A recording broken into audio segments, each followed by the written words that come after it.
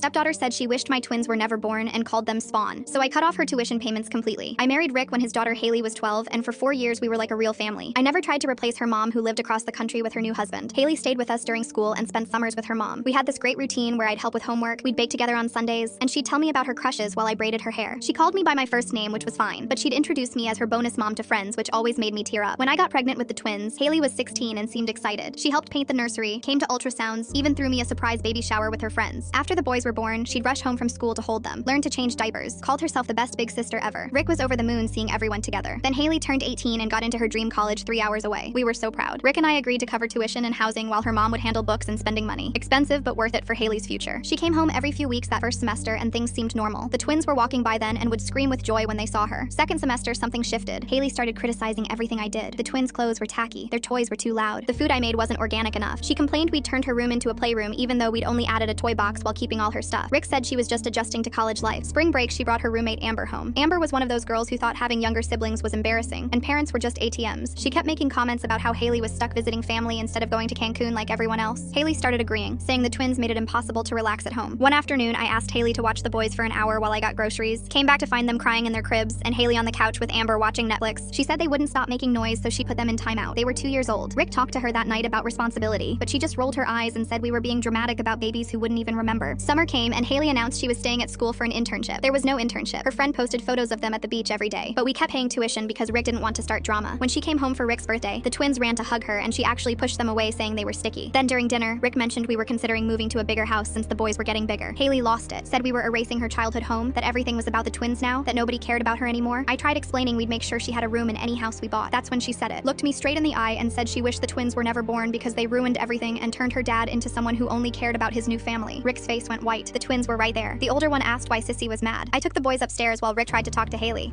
I could hear her screaming about how I'd replaced her, and the twins were the proof. How her life was better before I showed up with my spawn. That word, spawn, about my babies. Rick came up an hour later looking defeated, said Haley was going back to school early and maybe everyone needed space. I agreed but knew something had to change. That night I went through our finances. We were paying $32,000 a year for Haley's education, money that could go to the twins' college funds, money we were struggling to afford with 2 babies. I made a decision, called the college financial aid office and said we needed to update our payment information for next semester, removed our card and put Haley's mom's contact instead. Then I called her mom Julia and explained we could no longer afford tuition with the twins' expenses. Julia freaked, saying she couldn't cover it alone. I suggested Haley could take out loans like most students or transfer somewhere cheaper. 2 weeks later, Haley called Rick screaming that her registration was blocked for non-payment. Full story on channel, link below.